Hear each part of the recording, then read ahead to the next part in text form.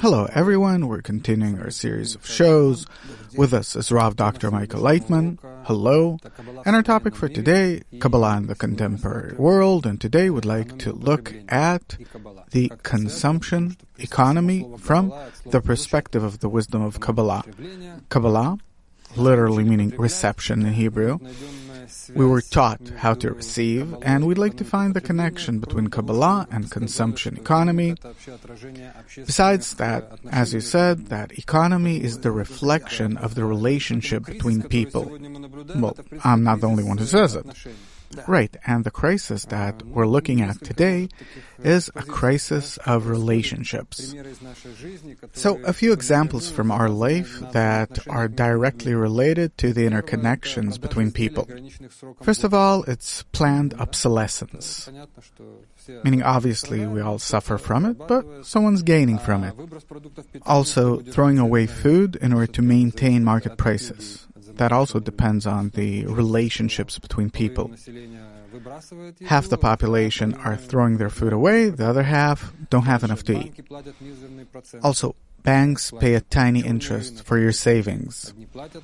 The black market, meaning some pay taxes, some don't, etc., etc. Not even to mention there are conflicts that take an enormous amount of means. So actually the crisis is a crisis of relationships. Not even to mention that it's very hard to make business because there's a crisis in trust. Mistrust all the time between the people doing business. So how is it all related to Kabbalah, and what can Kabbalah offer? We, for thousands of years, have developed in our ego. This is our nature.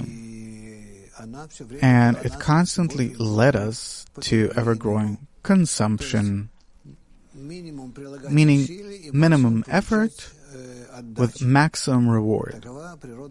That is the nature of the ego. The yearning for relaxation, fulfillment, pleasure, knowledge, but all that with minimum investment of energy, etc. And that's how we developed. Until, in the 20th century, we've reached a state, as was predicted, actually, many centuries before, by Kabbalists. We started feeling that all of this movement, progress of ours, is actually leading to nothing. Came the time of crises, world wars. Humanity started manufacturing much more than it can use, meaning it breached the boundary of rational consumption. And despite that, half of humanity have no food security or are even starving, and the other half doesn't know what to do with their food and throw it away. Not even mentioning clothes and all other products of consumption.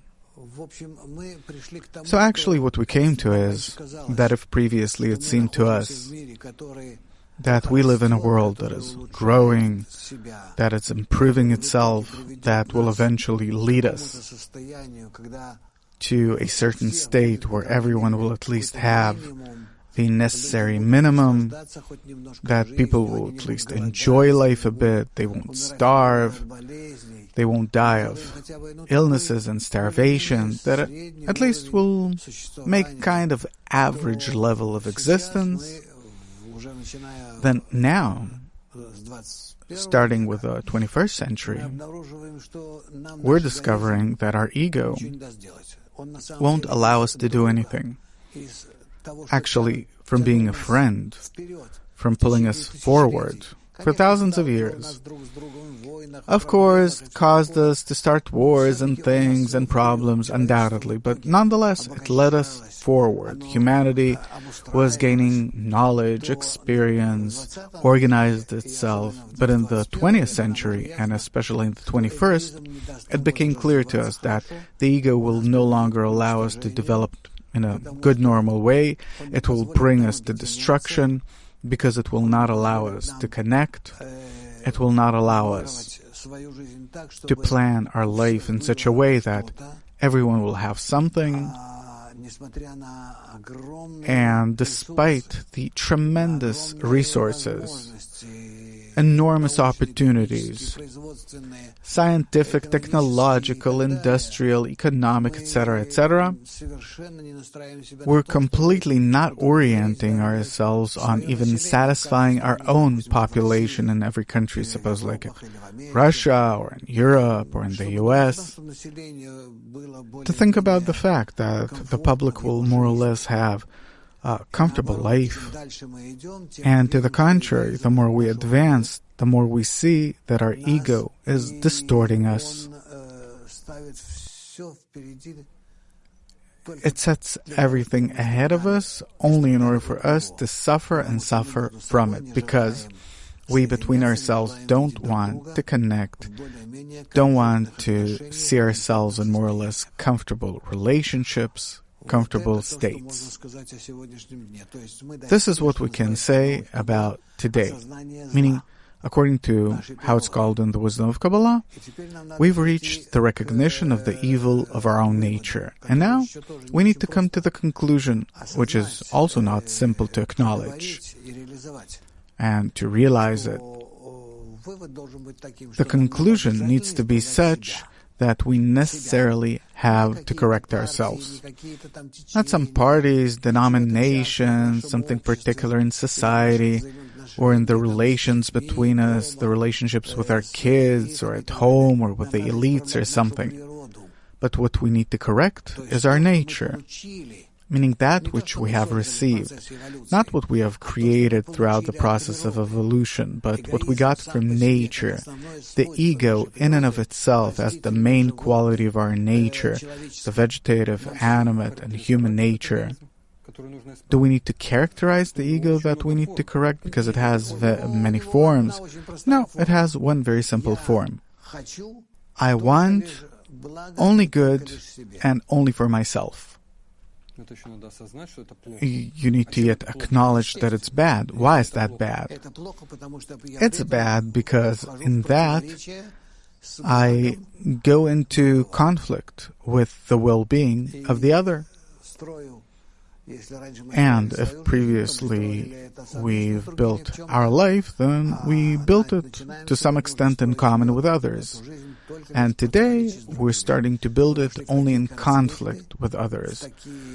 We've gone into such conflicts, such contradictions, such that we can't create anything between us that will connect us.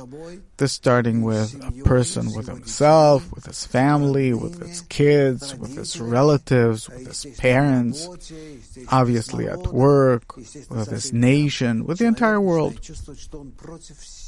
A person starts to feel that he is alone against everyone, that he doesn't need anyone, meaning were it possible to replace them all with robots. Not many, a few dozens to serve me, and that I'll have it good. Then I'd agree to it immediately.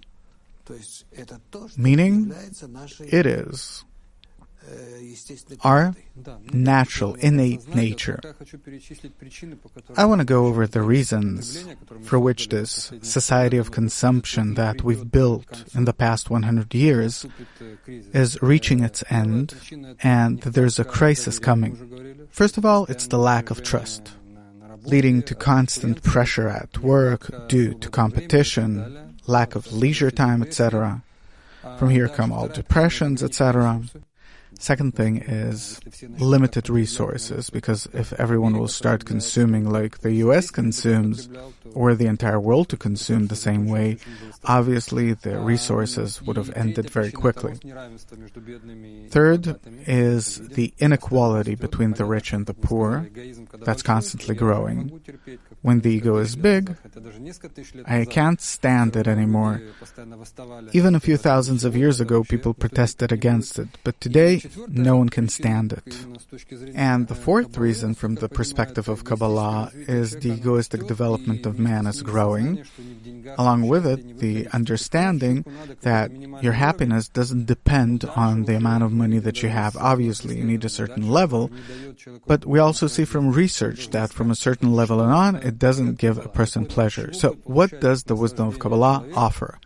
What will a person get pleasure from, if not from the amount of money that he gets? This is what all of economy is aimed towards. Ask the super rich. They'll tell you that what gives them pleasure is the sheer engagement in it, meaning not the money, but that they're playing with it, meaning the process of earning itself. It's not a matter of earning even. It's this inner drive, excitement.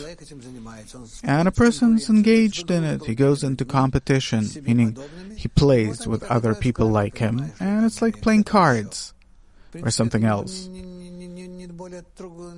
It's actually no more than that.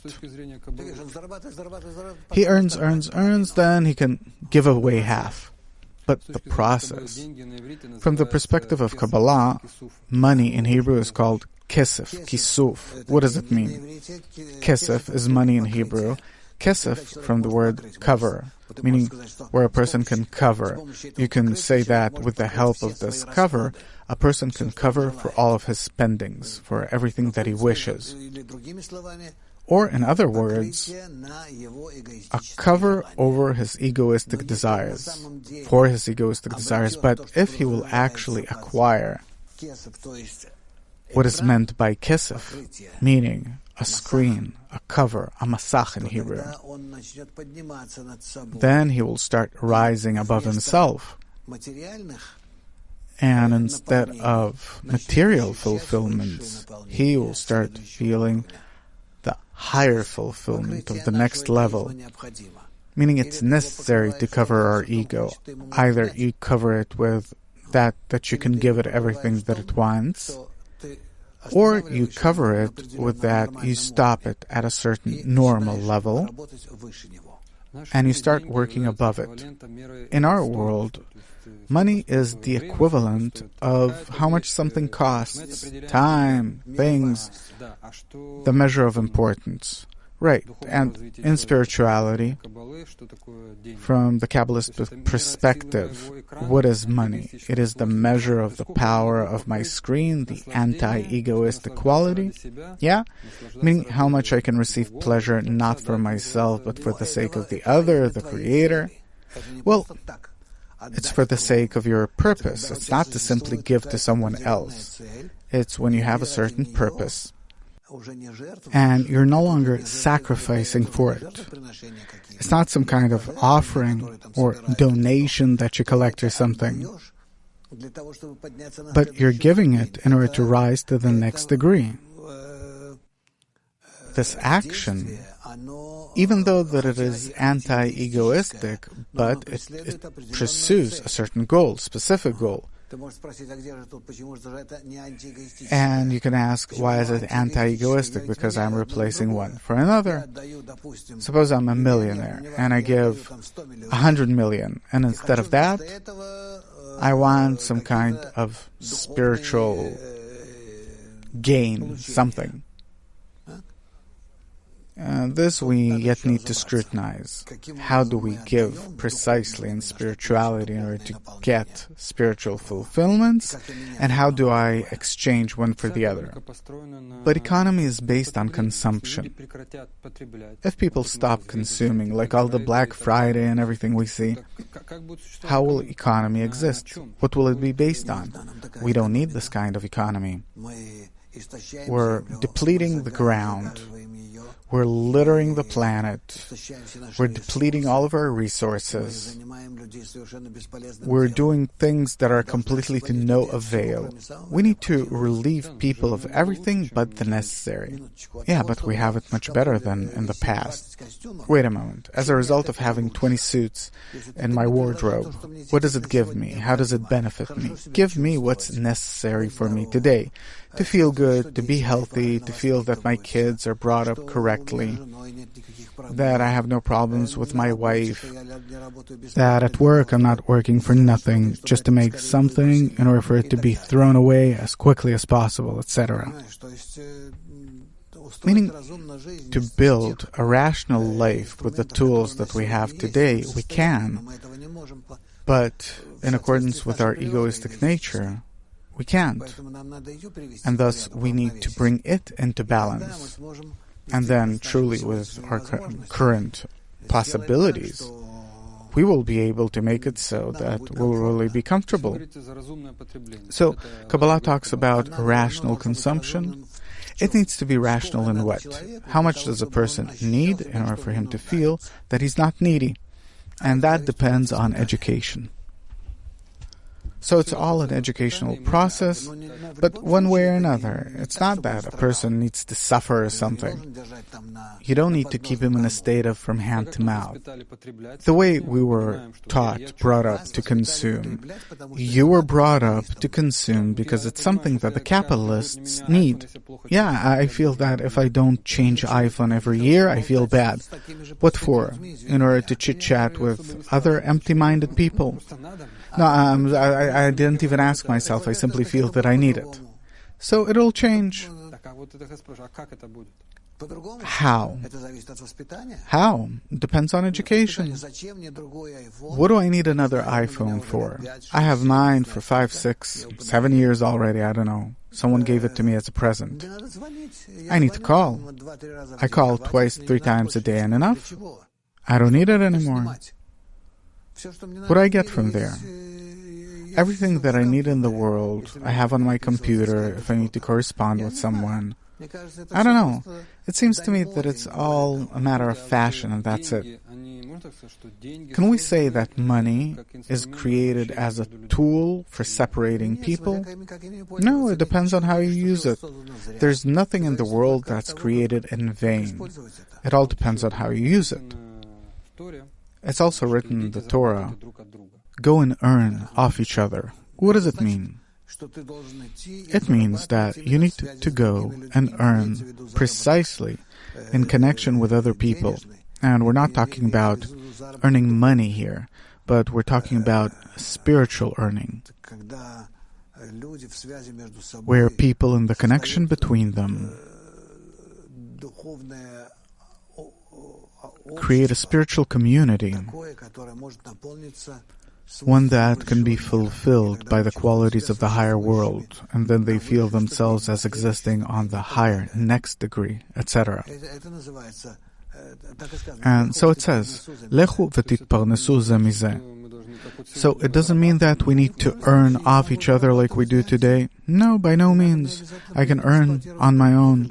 I don't necessarily need to exploit others in doing so. I can quietly do it by myself. And no, it doesn't mean that. Because it's written in the Torah. And the Torah speaks only about the spiritual elation. Okay, so a few more particular questions, because in general our students understand the general direction in which the world is heading. The direction of humanity is very simple, and especially in this year, 2019 and 2020, we feel that we can no longer exist this way. Humanity will walk into a wall. So this entire crisis is about the recognition of evil. This is what nature is pushing us towards, that we'll understand that excessive consumption leads us to such relationships that reject us from the Creator, push us away. No. Excessive consumption in and of itself doesn't reject us. It's our nature that does, our ego. And the result of our ego is our excessive consumption. But I don't necessarily need to consume excessively. I can simply lay on my couch, watch football from morning till evening, and drink beer. Is that excessive consumption or not? I'm not standing in anyone's way, not exploiting anyone. I drink creative beer a day and watch 20 soccer matches. Who am I harming by doing that? That's a question. So that's not ego? It is. but it's not explicitly revealed. But I'm not doing it at anyone's expense, to anyone's detriment. No, to the contrary, you're buying. So, do I need to correct this kind of ego? So, here's the problem. We yet need to scrutinize why any ego needs correction. Even if it's not at the expense of others, even if from morning till evening you do only good things for others, and they only get pleasure from you, etc. So much so. Why? Well, I can't immediately explain it, but any form of our relationships is egoistic. Why did I stop you when you talked about earning, work, etc.? Because our nature at its essence is what we need to correct. But from the Kabbalistic perspective, any kind of relationship, attitude, even if I don't do anything, I'm not advancing toward the goal, and this is what nature is pushing us towards, its goal, that it's set, right? Meaning to raise us to the level of, meaning even if I continue existing and I don't do anything to anyone, etc., I'm still an egoist and need to correct myself.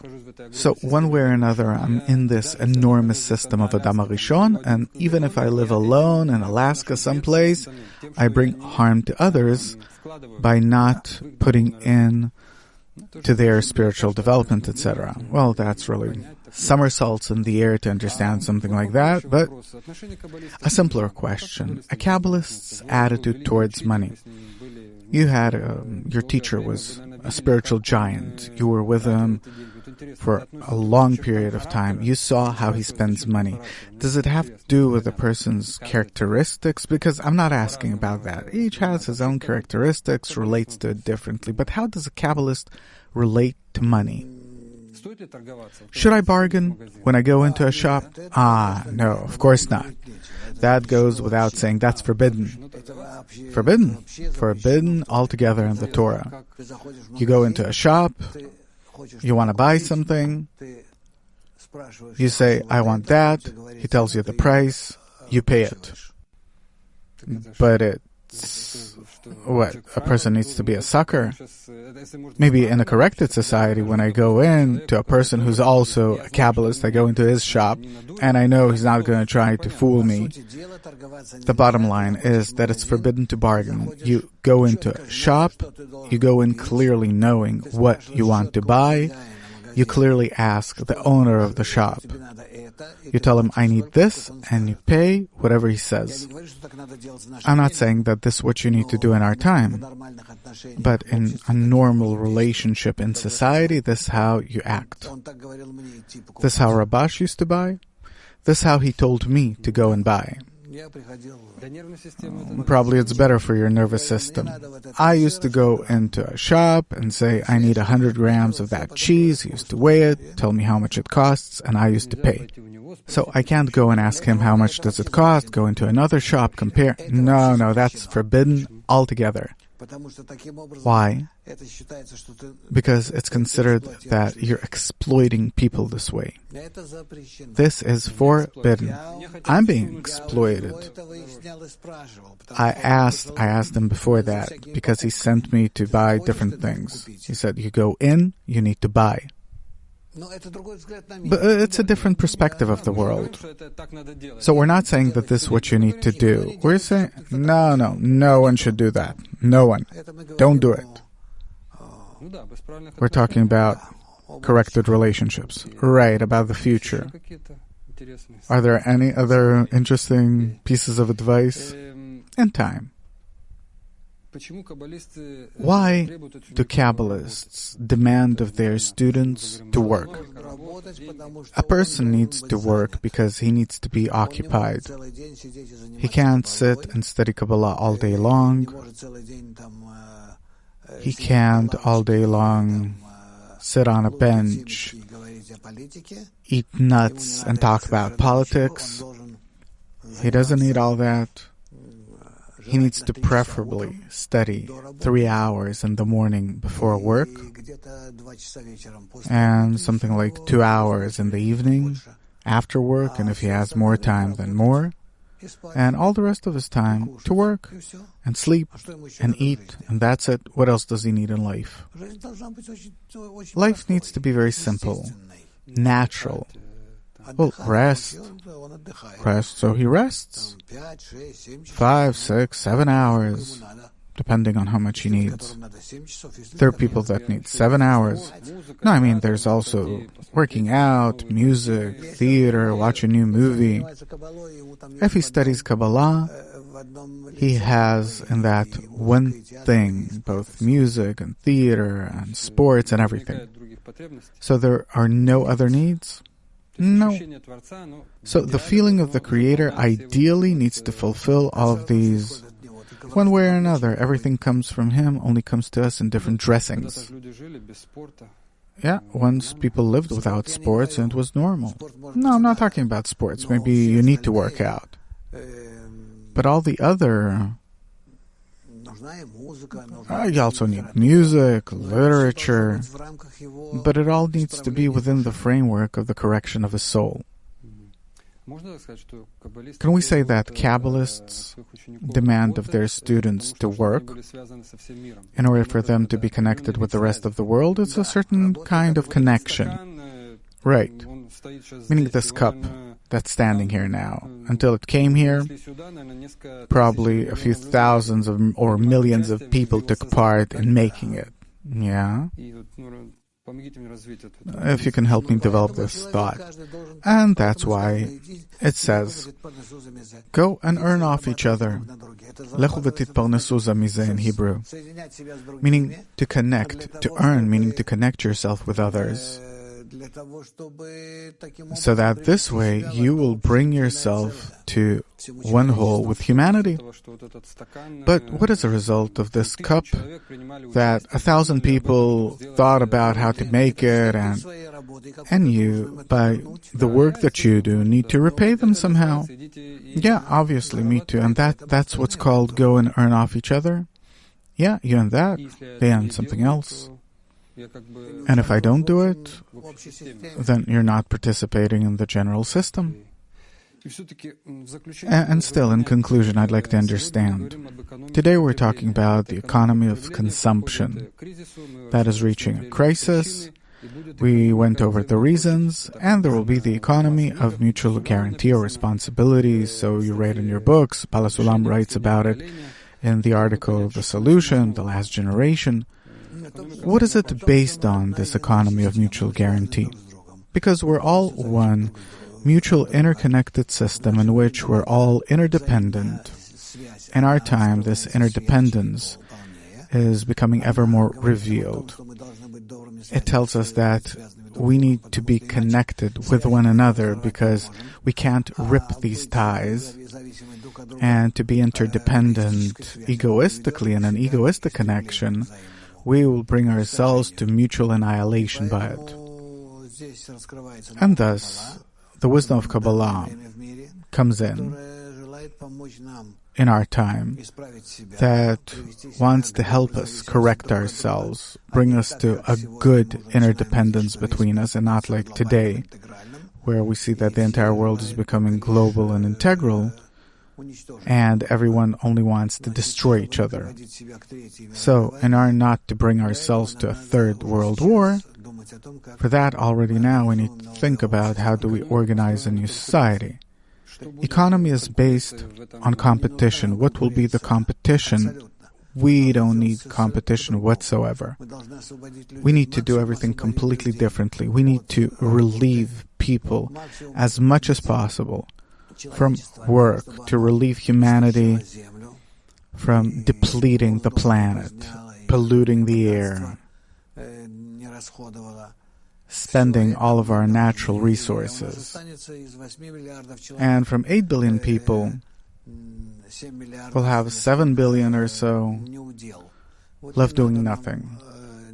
So we don't need to do anything about them.